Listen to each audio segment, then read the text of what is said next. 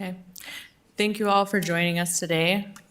I'm going to call the October 6, 2022 meeting of the Native American Commission to order. Let's begin with a round of introductions of our current commission members, starting with Amanda. Hello, my name is Amanda Strauss. Push that red button, sorry.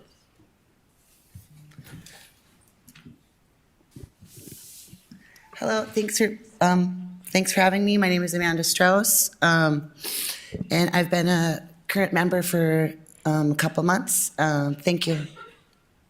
I'm John Strand, the liaison and member of the commission on behalf of the Fargo City Commission. Hi, my name is Dale Sayers, member of the Blackfeet Nation, been a member for a few months. Whitney Fear, current chairwoman, member of the Oglala Lakota Nation. Hi, Ashley Littlewolf, Boys Fort Band of Ojibwe. Hi, my name's Seth Holden. This is my first meeting of the commission. I'm the liaison from the Fargo Board of Education. Welcome to Seth. And then we also have Emily on the phone, our vice chair. Yeah. Yep, this is Emily Sargent, current vice chairwoman and member of White Earth Nation, Minnesota. Okay, thank you. The next item is to approve the agenda and the August 4, 2022 minutes. We did have some additions to the agenda yesterday, so hopefully everybody got the chance to review those updates. Can I get a motion to approve the agenda in minutes? So moved. I'll second. Okay, can we call the roll? All of those in favor say aye. Aye.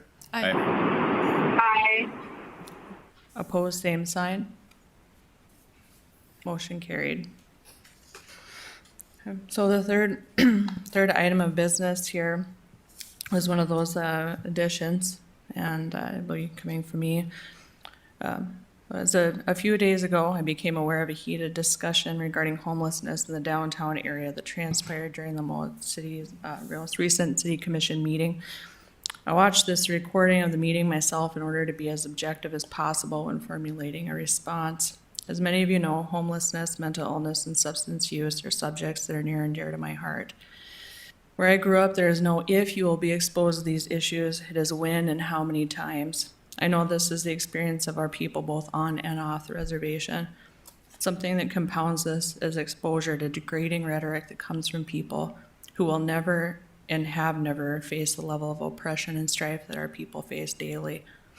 It is easy to pass judgment when your position in society is that of essentially endless opportunity. I could see that was the case at the commission meeting on Monday night when Commissioner Pepcorn saw fit to make a statement about the interaction he had recently with two intoxicated Native Americans downtown and proposed that the Downtown Engagement Center is enabling homelessness and substance use. This is not the first time that Commissioner Pepcorn has saw fit to implicate a specific ethnic group when he's voicing concerns about an issue. It's still fresh in my mind how widely he spread false information about refugee resettlement in our community being a hazard for tuberculosis. As a mental health professional, it's apparent to me that Commissioner Pepcorn is speaking from a place of prejudice when he makes those statements because there are no facts in those statements. When we speak, we purposefully will place identifying information when we feel it's critical to be specific. Thus, when an individual makes a statement such as intoxicated Native Americans, they feel that it's critical to make that association, and that could be because they feel this is an identifying characteristic of that ethnic group. And here's what I have to say about that. I was once a drunk Native too. I felt hopeless, and the pain I experienced was significant. I didn't have many people in my life to teach me how to deal with that pain any other way. I had screwed my life up. I was on the path to nowhere at all. But I had people who empowered me, which is the correct term for what those staff down at that engagement center are doing. It's not anything other than that. And that empowerment that people helped me with is the reason that I'm up here today. I consider my time as the nurse for homeless health services prior to my current role that I'm in as being one of the greatest honors of my life. I've met people who have experienced such violence, cruelty, and maltreatment by others that it's incredible to me that they have any hope left. My people have a saying about generosity. What you give away, you keep. What you keep, you lose. I think this is true about hope. When you extend yourself to another person and give them some hope that things will get better, you're also instilling hope in yourself. And when you give up on people and suggest those people are to be discarded because you don't want to extend that generosity, some of that hope is lost for you too. And I want to know, I wonder if this is what the residents of Fargo wish to see in their leadership. Leaders who would abandon those most in need because they've made a personal judgment about whether those people's lives are worth saving.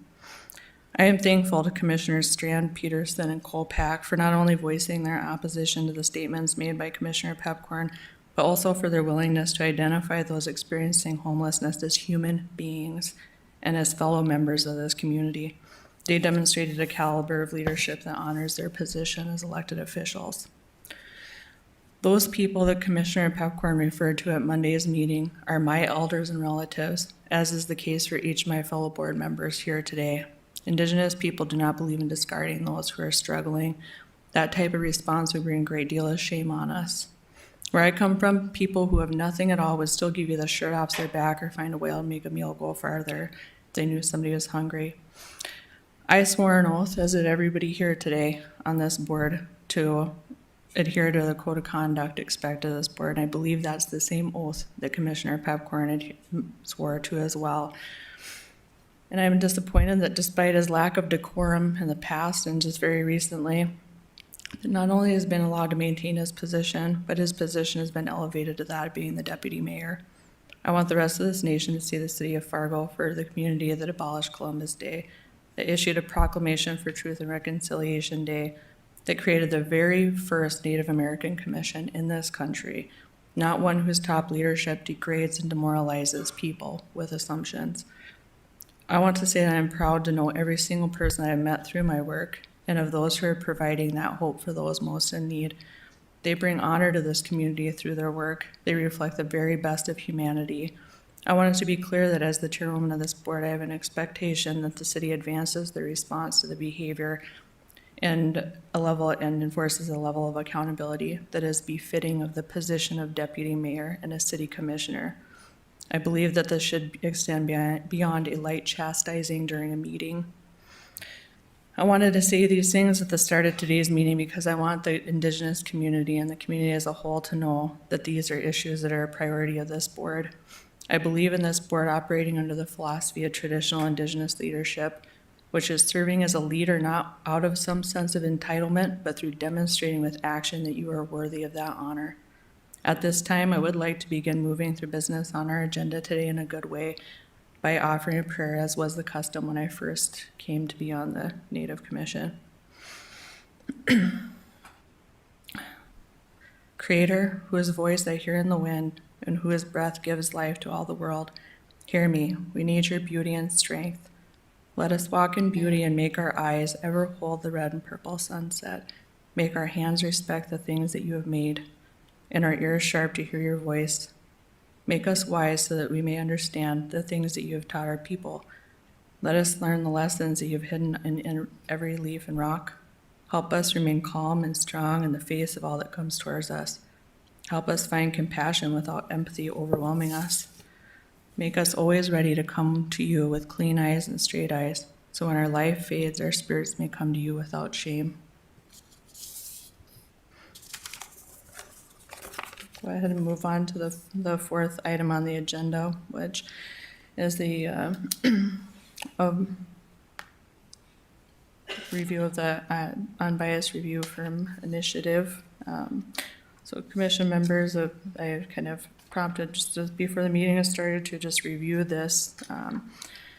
And I want to introduce that, I guess, in the way that I recognize that the specific motion that the Human Relations Commission made 2 weeks ago possibly rescinded for out of complications. However, it is still in development and not yet rescinded. Therefore, I would like to proceed with our motion as is, which is to recommend that the City of Fargo hire an unbiased independent firm to review and provide feedback on the fatal Fargo police officer-involved shootings of Shane Netterville, an Indigenous man, and Andrew Martinez, a Hispanic man. Am I able to get a motion from somebody for that? Second it. Right, so we'll go ahead and call for a vote on that. All in favor, say aye. Madam Chair, just, you might call for discussion first. Oh, call for discussion Sorry. first, I'm sorry. Thank you, Commissioner Stan. Are there any members that have any questions or comments to make at this time?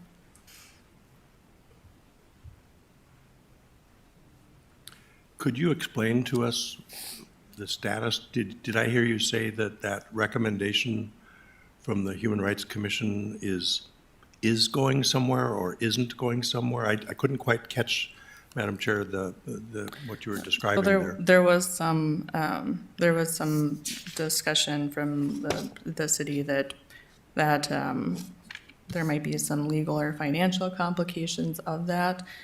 However, it has not been rescinded and is still in development. It's just a. Good.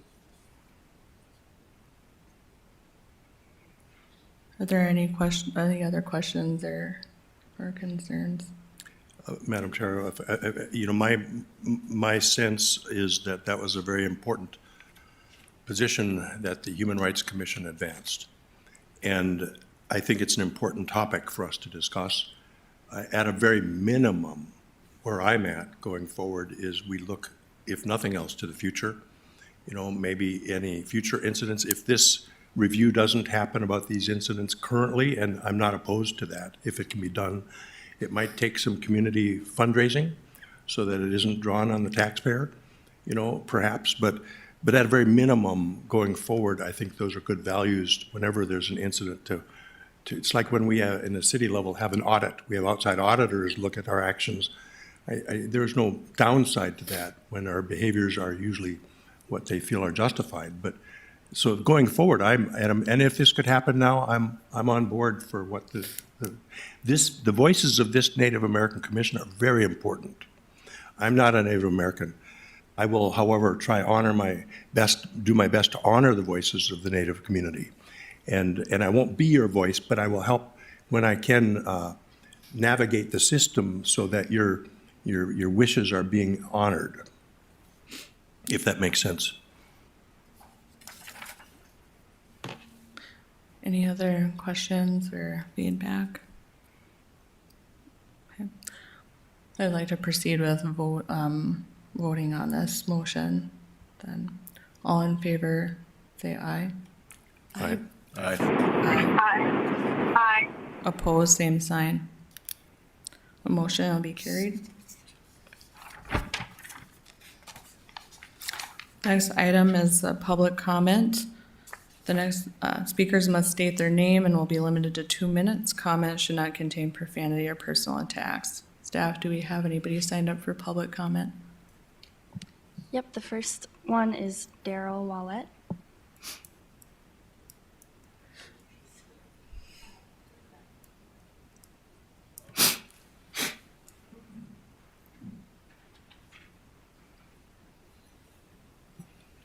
Can you hear me? Hi, I'm Daryl Willett. I and my family have lived in Fargo since 1999. And I'm here to, comment on Commissioner Pepcorn's disparaging comments recently. I know that it was addressed a little while ago, but I feel that his comments, the Fargo Native American Commission should request a meeting with him to discuss those disparaging comments. And that's about all I have to say. Thank you. Thank you. Next, we have Carissa Brown Trotter.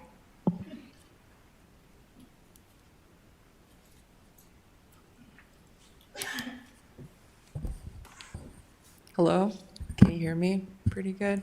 Oh, I'm a little stressed. This is my first time being here. Hi. I know most of you, but for those who I don't know, Yat Eishie, Carissa Brown Inishe, Todachin initially, Nathalini, Bashichi, Kiani Dashiche, Do Nathalini Dashinele, How Madakiapi, Wambli, Wiankawi, Machiapi. I'm still working on the rest. I always get like too nervous and then I forget the rest about where I'm from. But I'm enrolled in the Standing Rock Sioux tribe. And I have a few things. But first, yeah, the comments from the meeting have just made me a little distressed. So I work with the community a lot and I feel for the community, and like Whitney said, those are our relatives. So it just really got me fired up. I don't feel like those should have been said in public, in the public like that. Like that's very, it just shows the bias that's there. So that's that. Second point is the Indigenous Community Garden next to Gladys Ray Shelter. We have a deep freeze coming, so if anyone wants any produce, please pick that before the deep freeze comes. Anything that's left there, I'm afraid it may go bad. So it's supposed to get really cold, and anyone's welcome in the public to take that. Second, I have a survey that I'll be closing on Indigenous Peoples Day. Many of you know about it. It's the survey of needs in the Fargo-Moorhead community of Indigenous peoples. I have it open till Monday. And then the last thing, I'm working with Recall with Prairie, and we're applying for a USDA grant. And I was wondering if the city of Fargo would be willing to support it. And it just beeped, so thank you.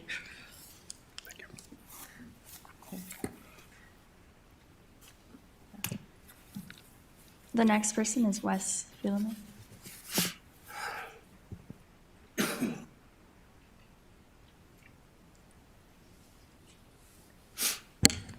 Wes Philome, he, him, his pronouns. I'd like to start by saying long live George Floyd and Anue Magic, and justice for Shane Netterville.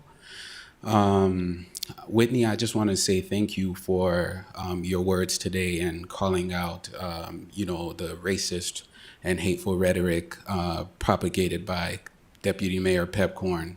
I also want to speak about the unbiased law firm review, or the unbiased firm review. If you recall, Commissioner Strand, when Deputy Mayor Pepcorn many years ago was attacking the New American community, this city did a study, right, to prove him wrong. How much did the city spend on that study? I don't know. It was quite a few thousands of dollars, right? We did do a study, though. Right. And so we could do a study to satisfy Deputy Mayor Pepcorn's racist rhetoric, but an Indigenous man gets killed in our community, and this city somehow is having an issue with finding funding in order for us to find out the truth and get true feedback. I find that to be a little bit ridiculous. I think that this is something that we can't sit idly by. We can't say that, well, the next time they kill somebody, maybe then we'll look at this again. This is something that needs to be done now. Shane's brother is sitting right there in front of us, and he's having the hardest time of his life because he has yet to get true answers. We have been fighting side by side with him every single day. He showed up here before we even got here today. We can't simply let this go. This is a battle that we have to pick up and we have to continue to take on. Pepcorn is weaponizing the police department against Indigenous people downtown and everywhere in this city. And there will be another death if we don't do something about it to make sure we hold them accountable. Thank you. Thank you, Wes. And I do think that is a very relevant and good reminders. I believe that study was done in addition to Lutheran Social Services and the North Dakota Department of Health already providing those reports just in opposition of those facts about that were made against New Americans. The next person is Faith Dixon. Thank you so much. Also, I just want to piggyback on what Wes said. Thank you, Whitney, for standing up for all people, but especially against what Pepcorn said.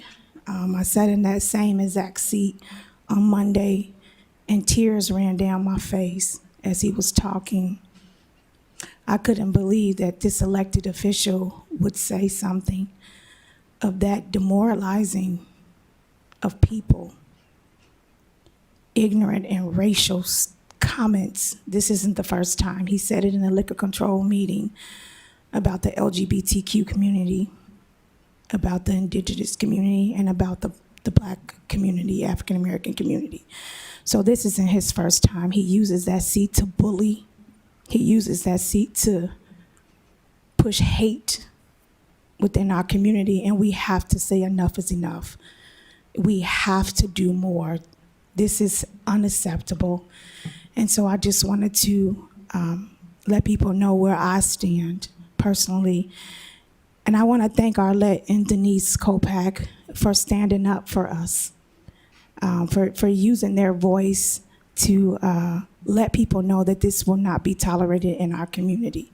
So I just want to thank you all for speaking on it and letting people know that this will not be tolerated. Thank you.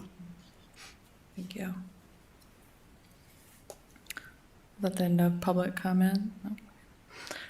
The next item is Truth and Reconciliation Day, which was September 30th, last Friday, an official day of remembrance for thousands of Indigenous children and families affected by residential boarding school.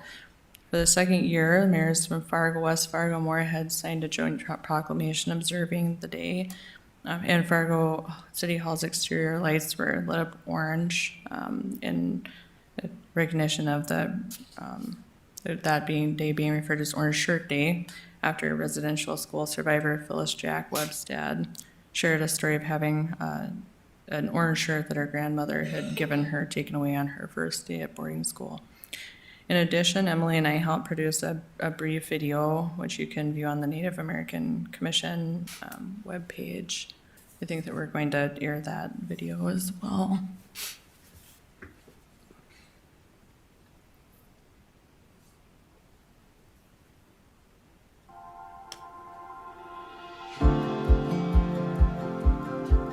Truth and Reconciliation Day is a day to be able to honor and recognize survivors of the Indian boarding schools and being able to show our respect and acknowledgement of the pain and trauma they had to go through. And I think also to show that the survivors of boarding school are still here and their children and grandchildren are still here. Truth and Reconciliation Day is originally called Orange Shirt Day and still is. Orange is a color that is representative of that day. And the reason for the orange shirt is the person who fought to have the day recognized. She recalled her experience going to boarding school and that the only thing that she had from home was taken away from her, and it was an orange shirt.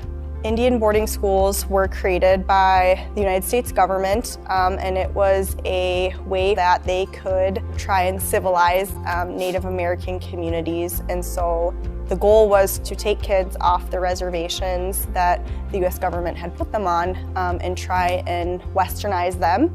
In that process, that's where we had seen a lot of forms of physical, verbal, and sexual abuse and neglect. The trauma of boarding school continues to, have an effect on people today. It is not remote history at all. It continued up until 1978 in the United States and until the mid-90s in Canada. And there was a really substantial loss of traditional knowledge, language, culture that was a result of boarding school era. There's a picture of my great-grandmother in her boarding school class at the Rapid City Indian School. It was actually a postcard that was sent to her mother and father, and I thought that was, as a mother, that struck me as, that would be so cruel to get a photo like this of your child in the mail, knowing that, all these kids in this picture to me look miserable, and knowing that you can't go get them because it would make things worse. The City of Fargo issued its first proclamation of acknowledging Truth and Reconciliation Day last September, which was, I think, really a testament of how progressive Fargo has been as a city of recognizing things like this. Was the first city in North Dakota to recognize Indigenous Peoples Day and abolish the celebration of Columbus Day. Both of those things are extremely important because they are part of positive reparations with Indigenous people. I think it's within the word of the day, so truth and reconciliation. So truth being that now our Indigenous people can feel hopefully comfortable enough and safe enough and supported enough to start talking about these experiences that did not happen long ago. For non-Native people to acknowledge and to recognize that these were experiences that our population faced and our communities faced, and to give that honor and respect with that truth. And that reconciliation is when you start to have non-Native people acknowledge and recognize what has happened to our people. There starts to be that reconciliation, and there starts to be that communication of, okay, so how do we continue to support our Indigenous communities? How do we continue to support them today, even though we've seen these effects historically? And how can we continue to provide support to these communities?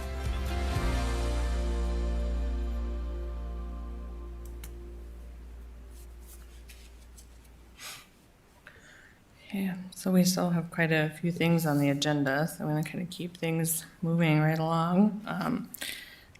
Something that is coming up on the agenda that is coming right up in a few days, actually, is Indigenous Peoples Day on October 10th. The Native American Commission is co-hosting a free community breakfast kickoff event at 9:30 a.m. at Indigenous Association, where we will also present the 2022 Gladys Ray Award. Then at noon, the NAC Education Subcommittee is hosting an educational lunch and learn about intergenerational trauma that is also free to the public. It is especially beneficial for those who work with Indigenous people in our community, but anyone who wants to learn more is encouraged to sign up. I believe that there is some continuing education hours for that as well for professionals. In the evening at 6 p.m., Fargo, West Fargo Indian Ed and Moorhead Indian Education will be hosting community powwows. Fargo, West Fargo will be hosting theirs at Agassiz Building Gymnasium, and Moorhead will be hosting theirs in Moorhead. All are welcome to attend those. In addition, the Education Subcommittee will also be considering an idea from Member Sensky, who's not able to be here today, to draft a bill for a federal holiday to recognize this day and how we might lead the charge. There is going to be other community programming on Indigenous People Day as well, so that will move us right into the next agenda item for a report and update from Indigenous Association. That's you, Brandon.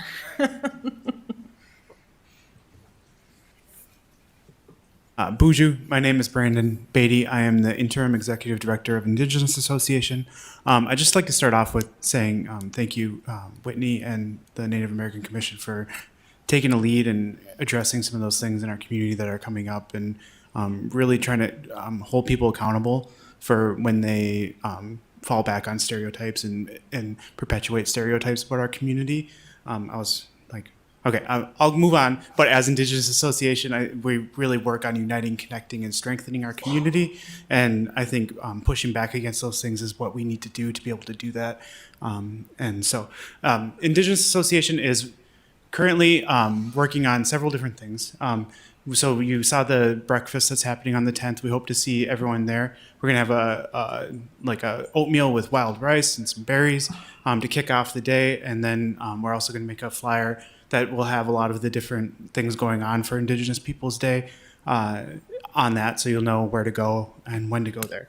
So there'll be lots of options. We also, I'm excited to say that we received some funding from the North Dakota Department of Health. We received a grant from the COVID funds that will help us with programming throughout the first half of 2023. So there'll be a lot more programming available for Indigenous folks in the upcoming year. And we're also pursuing a few other proposals. And so we're slowly growing, and we're slowly able to provide more cultural and art focused activities to help unite, strengthen, and connect the community, and also for us to kind of learn more about, for us to have that connection to our culture when a lot of us are outside of our homelands or from our home tribes or home communities. It's nice to be able to just get together and have a safe and nice place to do those things. There are several other things, but follow us on Facebook, look up Indigenous Association. I'm like a millennial, so like Facebook is like how I get things out there. I know it's like there's all kinds of other things these days, but I haven't quite cracked that code. So if you are interested in any of the activities coming up, or interested in volunteering, or if you have any skills to share, if you are good at beading, or if you want to like share any of those, there might be some opportunities for that as well. So just please get in contact with me. My email is Brandon at BRANDON at indgns.org. Just send me an email, we can connect, and hopefully we can try to get things going. So, thank you. Okay, so subcommittee reports, and the packet is an updated list of subcommittee members. Just wanted to let all members know that they could notify myself or Catlin if they would like to switch. I know that we were going to try to do some updates, but it's getting awfully with the agenda changes and such. I think I will put it out there if there are any subcommittees that want to provide a report. I am part of the Education and Cultural Awareness Subcommittee, and I know we've had some members transitioning and all of that. So we had started meeting with West Fargo Indian Ed probably about a year ago to kind of talk about building that relationship and talking about needs and stuff like that. So I'm excited to see Amanda, Suzanne, Seth added so that we can pick that work back up. Also, just want to kind of talk about Brandon is also involved in this Mellon grant work through Concordia that is focusing on addressing reparations for Native American people in North Dakota, specifically Fargo as a community.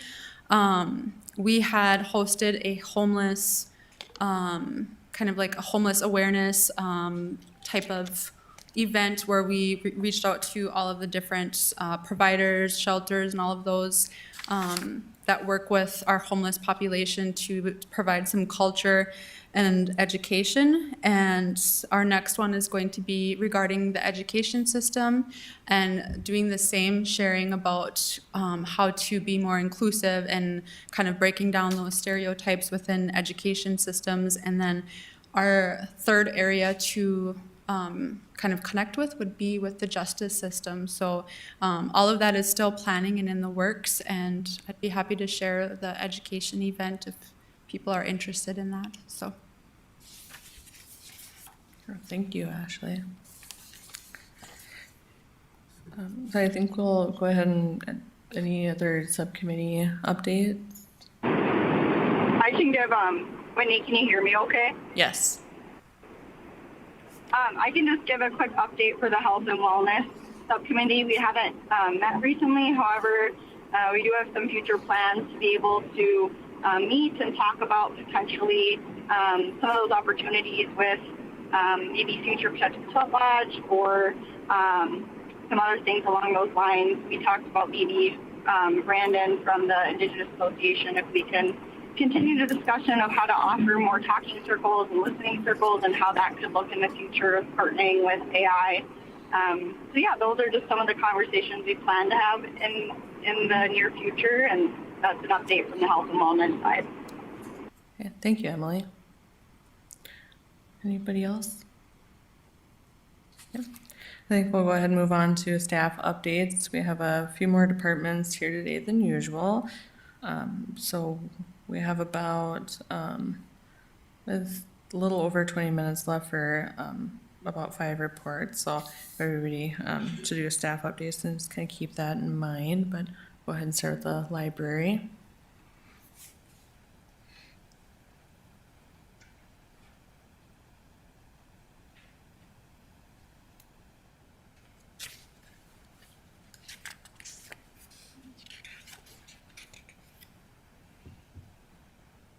Can you hear me? All right. I am Lori West, and I'm from the Fargo Public Library. And I just wanted to give you all a few updates on some of the programming that we do at the library that might be of interest to you on the commission and to other Indigenous associations and groups. We currently, this year, every year, we do a one book, one community project. And it's where we just encourage everyone in the community to read one book. And, it will hopefully bring people together and have a conversation about it. This year, we're pleased to have Louise Erdrich's The Night Watchman as our selection. And we're able to bring her to Concordia College on October 27th. And we always group together some good events around the themes in the book. And this year, some of our partnering organizations are Brandon at the Indigenous Association.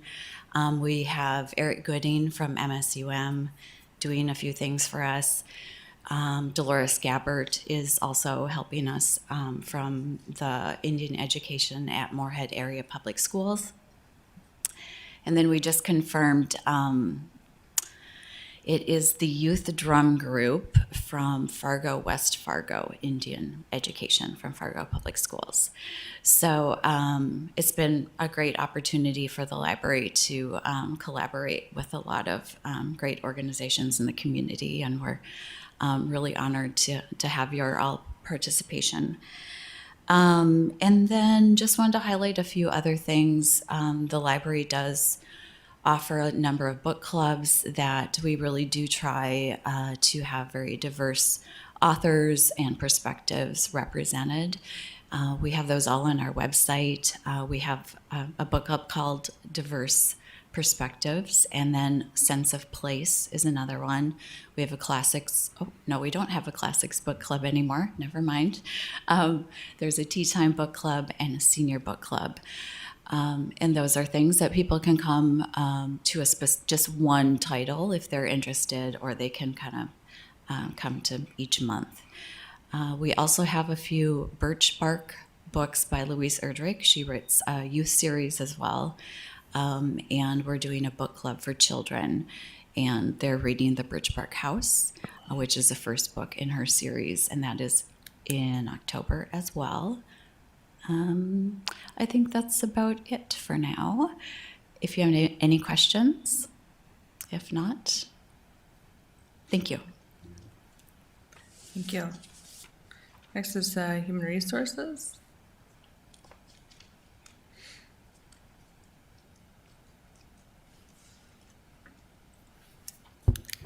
Hello, and thanks for the opportunity to come and speak before the group today. My name is Mike Mitchell, and I am the training coordinator for the city of Fargo. I'm going to try to do this right. There we go. And I just want to kind of give a quick update to kind of explain a little bit about what I do for the city and kind of the direction that our city employees are going pertaining to training and development. I've been in the current role for about 5 years, and the vast majority of that time we focus a lot of our training efforts in the area of diversity and inclusion. It started about 4.5 years ago. We really focused heavily on that. And I think that there might be some people on the committee that remember our first endeavor into that area. We've used kind of a blend of in-person training and an online format through our learning management system to get the message out to our employees. And just recently, and the reason I asked to come and speak before the group today is we partnered with the YWCA early this year to bring in the race exhibit. And some of you may have seen it out in the central hallway on the first floor here. The name of the exhibit is Race, Are We That Different? And I worked real close with Dr. Hogan on getting that exhibit in here, and it was kind of a two-prong approach in bringing it to City Hall. The first one was to kind of open it up to the public, because City Hall is a more public-focused area, a lot more accessibility to people. And we've had a good response of people from the public that have went through the race exhibit. My role, though, in being the training coordinator is to ensure that city employees also have an opportunity to go through that exhibit as an opportunity to learn and kind of develop and grow when it comes to inclusion and diversity. So we've been having several different opportunities for employees to go through the exhibit.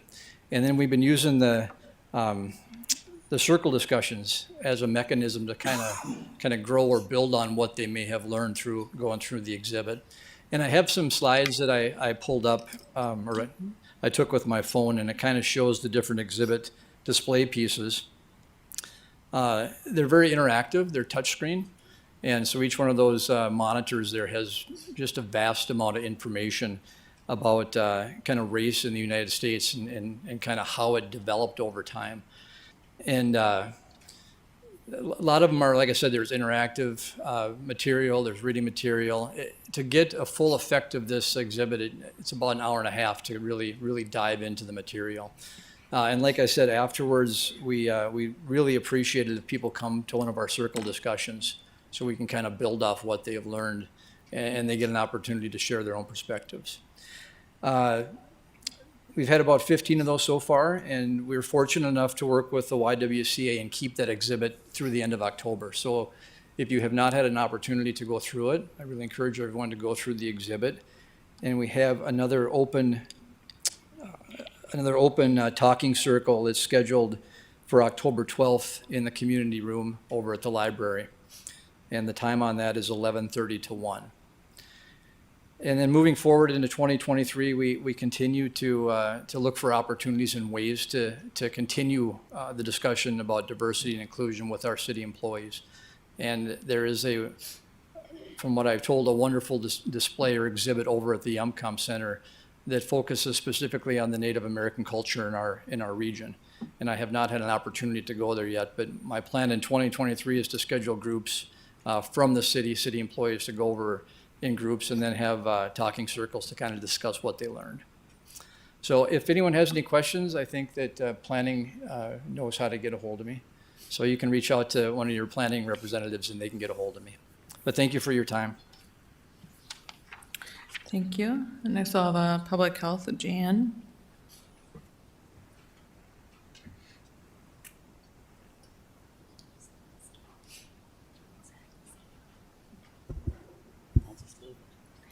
Hi, thanks for giving us some time. I actually hit a little bit of data. We hired our first data specialist ever in the harm reduction division of Fargo-Cass Public Health earlier this summer.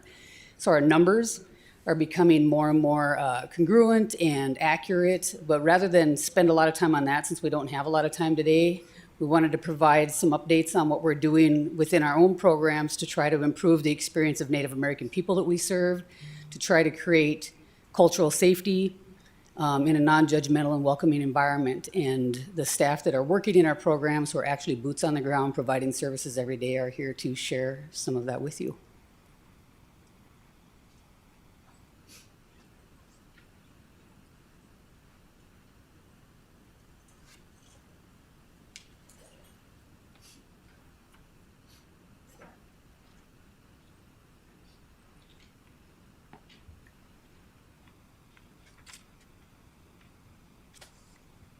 Hello, thank you for inviting us here. I brought some brochures. I don't know if I can pass them out or I'll give them to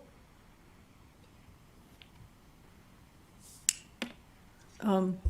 My name is Sandy Berlin. I'm a harm reduction advocate for the City of Fargo under the Department of Fargo-Cass Public Health. And I work out of the Downtown Engagement Center, the former police department. I've been there since about May. I'm enrolled in White Earth, and my dad was from Red Lake, and I'm also a descendant of the people that lived here along the Red River like hundreds of years ago. I have 4 children, 15 grandchildren. I'm the second oldest of 11 children, and I wanted to put this out here even though I know we don't have a lot of time. I'm getting emotional already.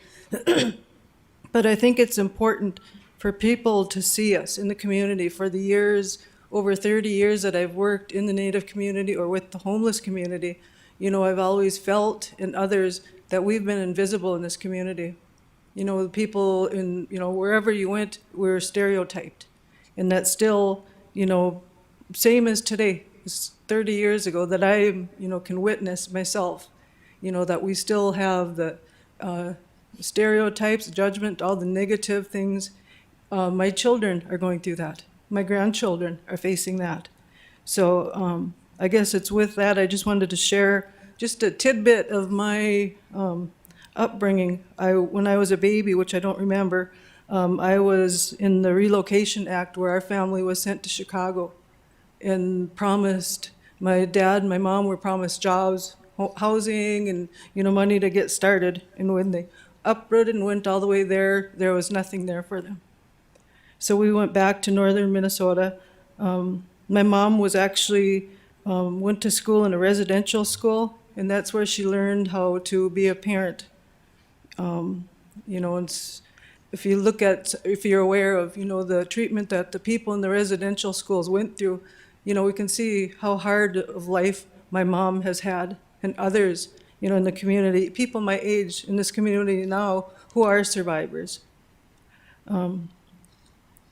My parents divorced when I was, I think about 3 or 4 maybe. We were put, the 4 oldest kids, we were put into foster care.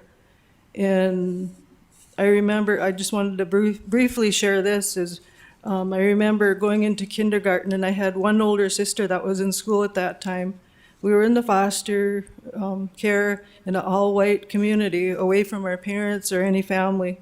But I remember I was out on the playground and I fell down and I hurt my knee and I started crying. And I looked around for my sister. I couldn't see her anywhere. So I cried and I cried. And then finally, okay, my sister wasn't able to come to me, but I was looking for somebody that looked like me. You know, was there a person of color? Was there African American? Somebody who looked and might understand me. And nobody was there, and I remember crying and thinking, well, I'm alone. There's nobody here. And I knew then that I was Native American. I was different. And I think that's something that I know that I've carried along with me. And so I know when I see a little boy, you know, in a schoolyard crying, or, you know, even if they're adults, there's, you know, our brothers and sisters that are homeless out there on the streets. I can relate to that person and know they're not, you know, I want to make sure that they're not feeling alone and depressed like I was. I finally graduated and we moved like probably at least 7 times, I think, by the time I graduated. And there I was usually the only Native American in my class. So I was bullied, beaten up, and, you know, called names constantly. But I guess I have that survivor in me where I don't want to be kicked anymore. I don't want to lay down anymore and let people abuse me or my people. So now I've turned that around. Over 30 years ago, I was able to sober up. I battled with alcoholism. But I was able to go to the Native American Center, which was on Main Avenue, and that's where I started meeting people that were coming into the community from all over the reservations for sure. And it looked like we all had those same issues that we brought with us, the same baggage, you know, and there was, that I could see, there wasn't anybody available, you know, at the hospitals or rape and abuse. They weren't, you know, I couldn't relate to them. I didn't feel that connection at all. There was nobody that looked like me in these places that I was supposed to go to work.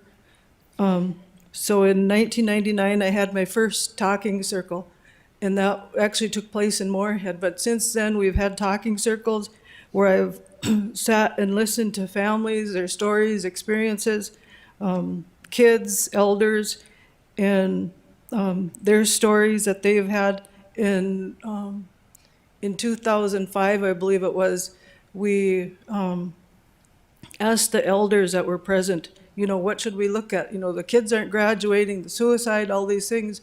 But I think because it was like the end of the summer, one of the elders said that we had to look at the homelessness because too many of our brothers and sisters have been sleeping in the cars or been frozen, you know, that winter before we lost our people. And so that's what, at that time when Sweet Medicine started conversation within the community, different agencies, you know, looking at what we can do to address that, the homelessness issues, the hunger, and no coats, no shoes, all those things like that. So now today, I'm very thankful, you know, that I got to know Jan and, you know, all the things that she brings. And I started work back in May with Sweet Medicine. I brought that program. Now we're in the police department. I have what I call a Sweet Medicine art studio. And that's where I provide activities, cultural, traditional activities for people who are struggling, you know, that are hungry, that are homeless, you know, and struggling with their addictions. And so people are allowed to come in, you know, where they're at. We don't place judgment on them. at all, but, to talk to them, what do you need? What can we do? What can we do better? And the cultural connection that we have is something that isn't readily available for people. Native people, Indigenous people really are lost and searching. They don't know what they're searching for, I think, a lot of it. You can look at the history that we have. Where did we go with that? Where do we go? And now it's finally, and I'm glad to see, that the commission is, on board with this and creating a place for us to come together to reach out. There's many other programs at the Downtown Engagement Center too, but I just wanted to mention, with Sweet Medicine, the programming that I bring down there and teach is the medicine wheel. So we make sure that we're addressing somehow person's needs mentally, emotionally, physically, and spiritually.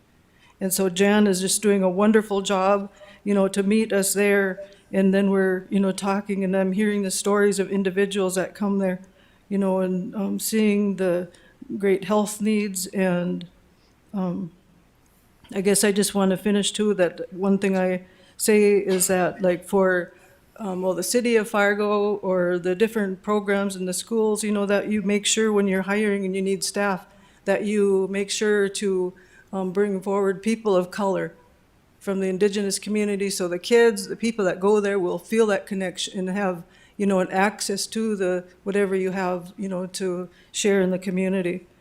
Because the Indigenous people, we're not throwaway people. We're not, and it takes a lot to get up and, dust ourselves off. So like with the programming and the Sweet Medicine, I heard what the commissioner said about us. That's nothing new to us. We grew up with that type of talk. But I think with Sweet Medicine, we're trying to address the many atrocities that are happening to people, when they're lost or they're beat, whatever it is, murdered, missing, and that we're addressing those in a way, to look, okay, what do we need to do? What can we do? To do it in a positive way. Because I know, like even through these programs that, although it's some devastation that we're facing, such as like the harm reduction program. My granddaughter lost her mom last August to an overdose. But yet today she's stood up and she, was a part of that program to make a difference in people's lives who are in the middle of that by providing hygiene products and purses and backpacks. So there's a way we can turn it around, but we need all of us together. The city, at different levels in the government, but not to, I guess, to see that when you see a Native American child or our brother or our uncles, out in the street, they have a load on their back. So it's up to us to make a difference in this community. Bonjour, Annie. My name is Lisa LaFontaine, and I am an enrolled member of the Turtle Mountain Anishinaabe tribe in North Dakota. I am the harm reduction RN for the city of Fargo. My office is located at the Engagement Center. I advocate my best for my people and the underrepresented population in our community. I want to make sure that they are treated with respect and that they receive the best and adequate health care possible, and that they're treated equally. And I love doing what I do. I love serving the population that we serve because they are seen as, they're not even seen really, like Sandy had said, she used the word invisible. And that's the word, Our people they're very strong, they're resilient, and, I'm happy that they can come to me and see a familiar, happy face, and that they're greeted with respect and they know that they matter. And that they can talk to me, and I will do everything that I can. I go to the hospital with them, if just to make sure that they're treated right at the hospital, because we meet so much discrimination in our healthcare system. It's unbelievable. It really is, and I've had to speak up on their behalf and talk to providers and nurses and let them know, hey, you know what, they're not just a drunk, or they're not just somebody that has a drug addiction, and I don't know. It's like, it's a pleasure, but it's also a passion of mine to make sure to let people know that we exist and that we matter just as much as anybody else does. So I wanted to share an update with you that I'm very excited about. Next week I'm going for training for a whole week to receive sane training. And for people that don't know what it is, it's to become certified as a sexual assault nurse examiner. I will be trained.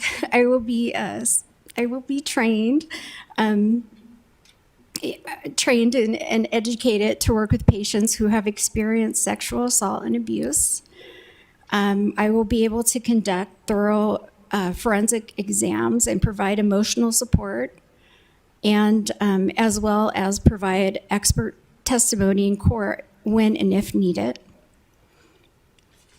Our population, our Native population, I'll share this statistic with you from the National Congress of American Indians.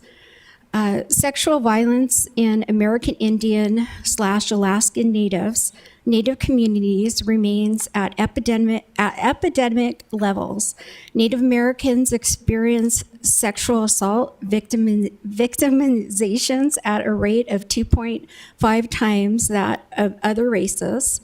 And 1 in 3 American Indian women will be a victim of rape during their lifetime. And there's so many women in our community here in Fargo that are subjected to that and experience being raped. And I feel that with this training, that I already know I'm going to do the best I can to be their voice and to make sure that justice is served and do the best investigation that I can, as an RN and as another Native American. So I don't know, I thought that was important to share with you guys. And, we're doing a lot of great things for our Native population, and not just Natives, the people that are underserved, that are forgotten about, and I'm proud to be a part of this team and to make a difference. Thank you. Miigwech. Thank you. We are at 1 o'clock, so I don't know if we want to go ahead and It's okay if you go over a couple of minutes. oh, okay. Yeah, I think we could quickly do the last couple of updates from that we have remaining. So like the fire. I don't see Jamie. Okay, maybe we could go ahead and move on to police then.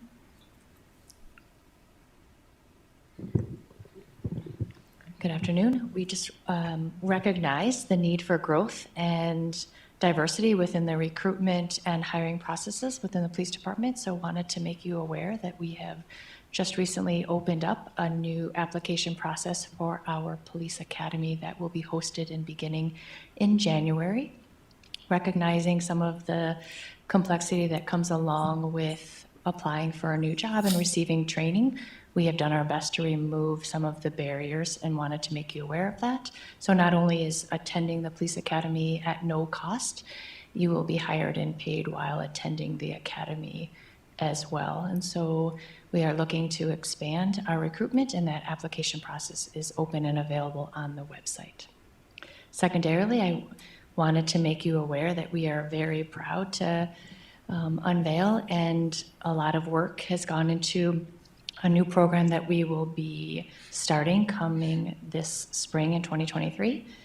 Our juvenile diversion education programming will start this spring. So young people that make mistakes and find themselves violating low-level misdemeanor type offenses will be diverted to education, recognizing the complexity of and concerns keeping them out of the judicial system. And so the ability to provide education, resources, relationship building, and emotional intelligence training in a restorative justice practice talking circle philosophy is something that we are starting this spring. So individuals that have committed some low-level criminal offenses will now no longer be referred over to the juvenile court system and will be handled in-house with education and resources. And we're very proud and we've worked very hard to get this program up and running. And so our first class will be offered this spring. That's great news. Then the last update from Diversity, Equity, and Inclusion. Yeah, he had to step out. Okay. All right. Do any members have any announcements to make? I just want to say quickly, I just want to thank our chairwoman, Whitney, for, putting together such a thoughtful, beautiful, and powerful message about Commissioner Peppercorn's really horrible behavior, in my opinion. And to share, just want to thank her and say, McWitch, for sharing her own personal story. That was a gift to all of us that she wanted to give. And I just want to say, McWitch, and respect that you shared your personal story and how words really do hurt. And words can cause perpetuating stigmatization and stereotypes and violence in our community. So I just want to say thank you, and to thank you to everyone who stood up and talked about this in the public comment. It really amazes me, our Indigenous community, how courageous and resilient we are, and we feel like we can be heard and we have a space where we can be heard. So Miigwech, thank you.